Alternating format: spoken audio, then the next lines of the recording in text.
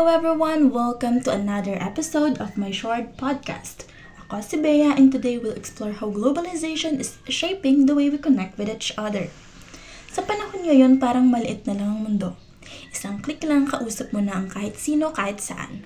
Let's talk about how technology and communication bring us closer and at the same time, challenge us in our daily lives. Dahil sa globalization, sobrang dali na makipag-usap kahit saan. Kung dati sulat or tawag lang sa landline, ngayon may Messenger, Viber at Zoom na. Halimbawa, kahit nasa ibang bansang pamilya o friends natin, real-time na tayo nagchat-chat or nagvi-video call. Sabi nga, distance means so little when connection means so much. Nakakatulong din ito sa pag-aaral at work. May online classes, Google Meet at email. Lahat mas mabilis at mas convenient. Pero syempre, may challenges din. Tulad ng internet problems at minsan, sobrang screen time. Kaya dapat tandaan, use technology wisely, not endlessly.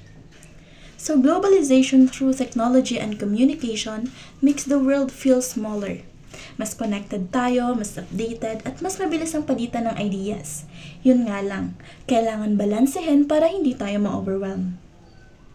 Bago ko tapusin ang episode na ito, just a reminder, technology is powerful, pero tayo pa rin ang may control kung paano ito gagamitin.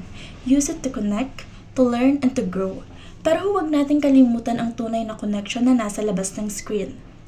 This has been Bea, reminding you that in a globalized world, the best connection are those that keep us human. Salamat sa pagkinig and see you on the next episode. Bye!